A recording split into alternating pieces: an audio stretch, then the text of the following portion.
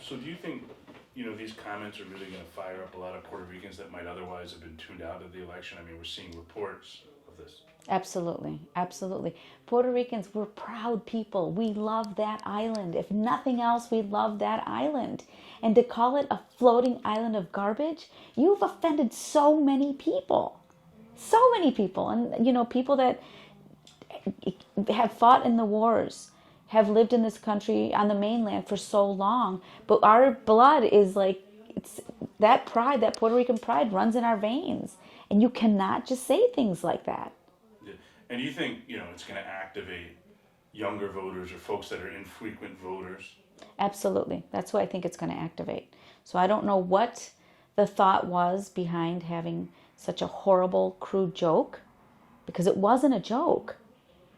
It's real. All those things that comedian said are exactly the way that they feel. And they felt that way for a long time, his base, but have never been bold enough to say it. And now they're saying it in front of large audiences, and they don't care. And what about the activist base? Do you know, is this going to fire up Puerto Rican activists to go door to door? We're hearing stories of busloads coming in from the South Bronx. I mean, what do you think the effect's going to be on Puerto Rican activists? Absolutely. I think even here in the state of Pennsylvania, you've got folks across the state. I spoke to the press the other day. I'm the vice president of the National Puerto Rican Agenda chapter here in the state of Pennsylvania. I said a statement yesterday. You've got people like Getzi Lozada. You've got folks from Puerto Rican people in elected positions across the state that are really coming out strong against this message. Yeah. And what do you think? What do you think the overall effect? I mean, what are you seeing? To take it more broadly among Latino voters here in Pittsburgh. I mean, what kind of engagement, activism are you seeing? I think that for us, even though Latinos are very different, we are very, very different depending on where we come from, depending on where we were born, all of those things, and we have to recognize and respect that. But every time you talk about one of us, you're talking about all of us, and it's offensive and hurtful. And so I've been traveling the past few days, and so I don't normally watch television, but in the hotel room I had the TV on, and just anywhere I went there was just news, and just these messages are horrible, absolutely horrible, painting pictures of people that just simply aren't true. Yeah, and they're tying a lot of it to the fentanyl crisis. Absolutely. Which is so perverse. It's like they can take any single issue and then tie back to how immigrants have something to do, or people of color have something to do with that issue, when in reality they have nothing to do with it. We went out with Eddie the other day, which was a lot of fun to watch. It was a lot of fun. And you have a new generation of younger Latinos like Eddie that are the children of immigrants that are a huge voting bloc. I mean, what are you seeing from young Latinos in this election? Well, unfortunately, they're not motivated. They don't see how in this election, it's just like they don't want to be a part of it. They don't want to be a part of the way that things are going.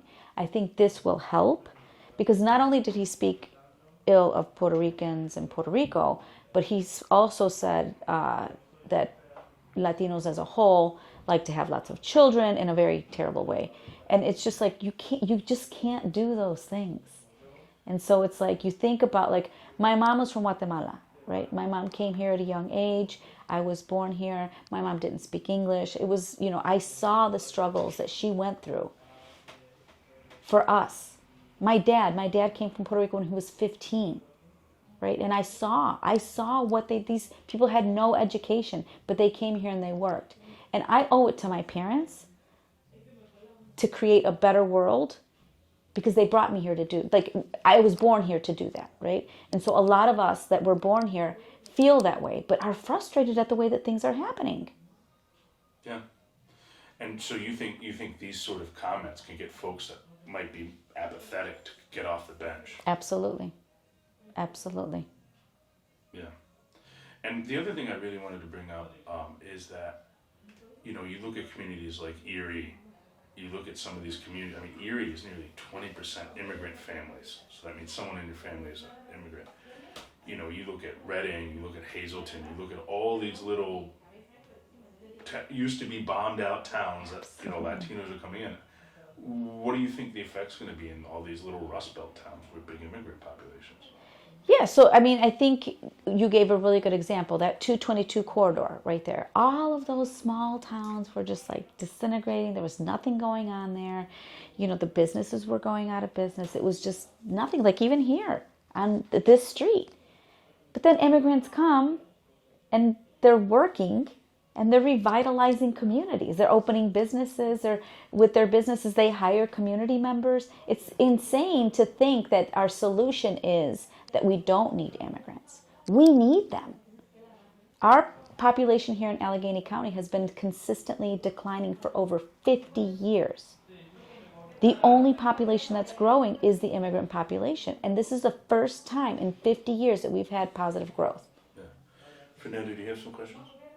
No, only to say that I'm Brazilian and completely sympathize with you. Thank you. There's not a documented immigrant in England. Oh, wow. Yeah. Wow. I was an immigrant myself at once. Yeah. At one point in my life. It's incredible. I just, is it still rolling or should I? Okay. Want me to cut?